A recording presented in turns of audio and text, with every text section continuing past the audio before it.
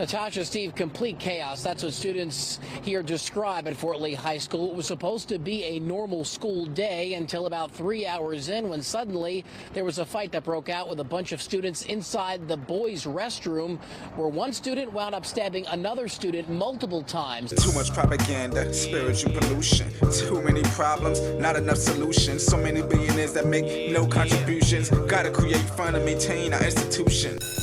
All right, listen up, y'all. Greetings, brothers and sisters. This is another episode of All Things Education Official. I am your host and educator, DrAbdullah, giving you educational news from a foundational Black American man educator's perspective. If you'd like to sing, you'd like what you're hearing, please subscribe, comment, like, and share. Subscribe, comment, like, and share. Hit that like button, put me in the algorithm. If you want to follow me further, please follow me on social media handles at Facebook, Instagram, TikTok, Rumble, LinkedIn, and X. And if you enjoy the content, you find value, please go to the About section and buy me a cup of coffee. It will be greatly appreciated. Today, we're going to be talking about a widely publicized case of two students in Texas where Carmelo Anthony stabbed Austin Metcalf, resulting in his death. Let's take a quick look at the reporting. New details about the killing of Austin Metcalf, the student stabbed at a high school track meet near Dallas. It happened at the district championship meet in Frisco. Hunter says his brother had asked Carmelo to move his seat because he was sitting under the wrong tent. A witness says Carmelo replied, "Touch me and see what happens." And when Austin grabbed him, Carmelo allegedly pulled a knife. They asked him to move. And when Austin grabbed his backpack to take it, he stabbed him in the chest and killed him. He's now charged with first-degree murder. Just because the kid was mad, my son is not here anymore, and I don't understand it. I'd like to say that I regret the loss of any child. I've got to put that out there first and foremost, because first and foremost, I am a man who works with children. So I believe in the sanctity of life, specifically for our children and our elders. And we must remember that Austin Metcalf was a child, but we will not act as if this situation, that he had no hands in his own demise.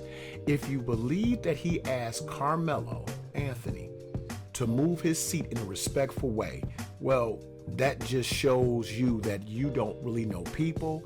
And if you actually believe that Carmelo responded in a way of saying, "Touch me and see what happens," that would only lead one to believe that he was antagonized from the beginning.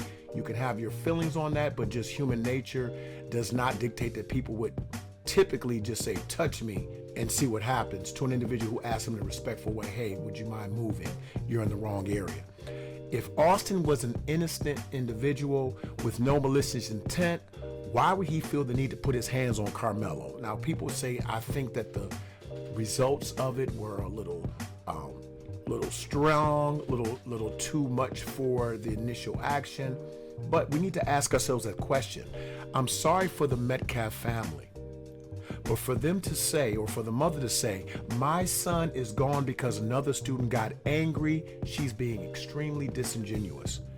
Your son, unfortunately, is no longer with us due to his aggressive acts towards another young man who refused to be physically accosted and removed by you physically. Reports have come out, and an eyewitness has come out and said that Carmelo Anthony was jumped, and this was an act of self-defense. We're waiting for this case to unfold, but we're going to keep our eyes out on it. According to all reports and accounts, Austin Metcalf was the aggressor, and Carmelo Anthony was defending himself. As unfortunate as this situation may be, it is reminiscent of a more recent situation in Fort Lee, New Jersey. Police were called here just before 11 a.m. this morning after witnesses say some type of prank or altercation took place between two teenage students a few days earlier. Then today it all came to a head when the victim was found stabbed outside the bathroom after he was cornered by 4 other students inside. That's according to witnesses. The student who was stabbed was taken to the hospital. He is expected to survive. The suspect taken into police custody. Fort Lee High School went into lockdown for hours before students were released early this afternoon. We spoke to a friend of the victim who claimed he tried to help the student who was stabbed and held him until EMS arrived. I don't even know how they got this knife in the school. It's mind-boggling to me. And every school should have a metal detector. This is a perfect example of, kids could have some animosity, some revenge, and stuff like this could happen. This is yet another unfortunate situation between two children. I would definitely like to hone in on a couple of points. One, why are we not privy to the photos of these two young men in New Jersey, but we have the photos, age, and names of the young men in Texas, and they are on full display? Take that into consideration.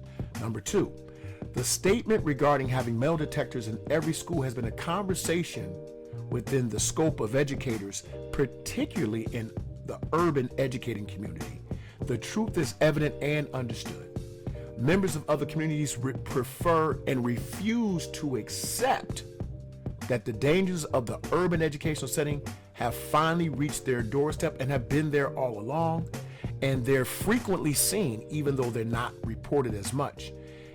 Even though there is a push to deny the fact that these crimes, violent or otherwise, happen in schools, narcotic use, marijuana use, weapons, and all these things, the suburban communities refuse to accept these facts, and they don't want to come off as looking anything like an urban educational setting.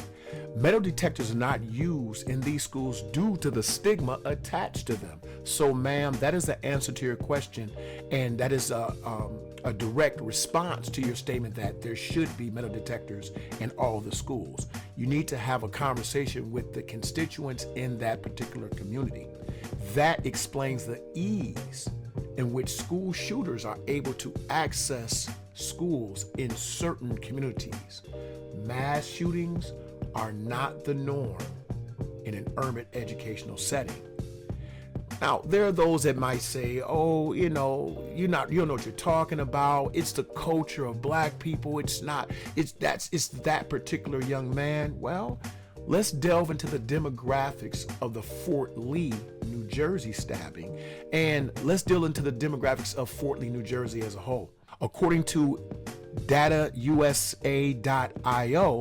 Fort Lee, New Jersey has a median income of $105,535 with a median property value of $422,200. The 5 largest ethnic groups in Fort Lee, New Jersey are 1, Asian non-Hispanic at 44%, white non-Hispanic at 38%, 2+ groups of Hispanic at 6.57%, other Hispanic at 2.78%, white Hispanic at 2.54%, and black residents make up a mere 2.39%. Well, the coverage of the stabbing in Fort Lee, New Jersey shows a level of bias that our children and our community suffer and is displayed in the media, which translates into the demonization of some groups versus others. We need to be very, very honest about that, and how the media coverage is set up to protect the image of certain groups outside of other groups. As black educators, we are fully aware of the biases that are shown by educators, law enforcement, and media towards black students. Students in general and black students in particular are in a crisis in public education. It transcends the school property. So what happens in the school, it is a direct result of what happens before school and after school. You're only in school for 6 to 8 hours. The rest of the time you're out in the world, and you have the weekends, you have your summer. So we're just a reflection of what happens in the real world, and people need to stop saying that the real world is a reflection of what happens in school, because it's not the truth. These things have seeped into the fabric of everything that we know to be the American culture.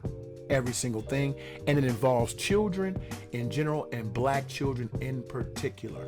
It is important that we acknowledge the tragic death and harm of students in Texas and New Jersey. They were and are children, and in all transparency, if we're not willing to be intentional in the correction of our society and the systems that govern our children, we will continue to receive more of what we are receiving. This has been another episode of All Things Education Official. I am your host, DrAbdullah. Please feel free to follow me on my social media handles at Facebook, Instagram, Rumble, TikTok, LinkedIn, and X. Please buy me a cup of coffee. Go to the About section and hit that link. You are dismissed. Yeah! You are all expurgated.